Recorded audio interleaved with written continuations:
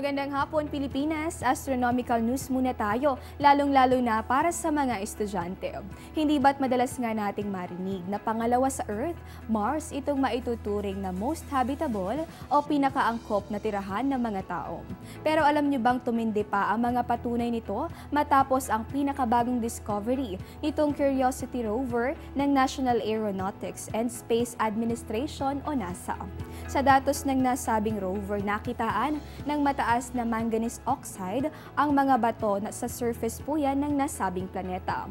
Ang nasabing element ay nabubuo mula sa tubig o H2O at mataas na atmospheric oxygen. Ayon sa researchers, ito'y patunay lamang na bago pa maging red planet, dati nang may mataas na level ng oxygen at tubig sa nasabing planeta na mga pangunahing pangangailangan naman para mabuhay ang mga tao.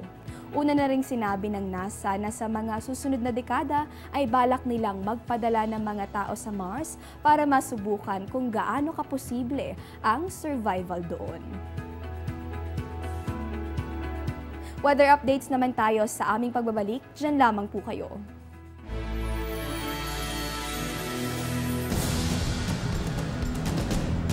Mga dapat dalhin ngayong panahon ng tag-ulan. Laging magbitbit ng payong at raincoat. Magsuot ng waterproof na bota upang maproteksyonan ang paa sa baha. Magdala ng towel bilang pamunas kapag nabasa ng ulan. Mahalaga ang first aid kit para maibsan ang karamdaman o maiwasan ang mas grabeng pinsalang dulot ng aksidente. Tandaan na tuwing panahon ng tag-ulan, iba yung pag-iingat ang kailangan. At sa mga palabas na ng bahay para bumili ng ulam o kaya naman ay sa mga mommies na magsusundo na ng kani-kanilang mga anak, narito ang weather forecast ng Pag-asa sa iba't ibang bahagi ng bansa.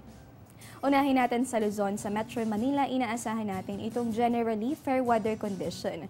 Ganyan din itong mararanasan dito sa may Baguio, Tuguegarao hanggang sa may Lawag, pati na rin sa Olongapo, Tagaytay, pati sa Legazpi. Pero kung kayo po ay naandito sa may bahagi ng Puerto Princesa, huwag kalilimutang magdala ng payong dahil inaasahan natin itong maulap na kalangitan na may kasamang mga pag-ulan.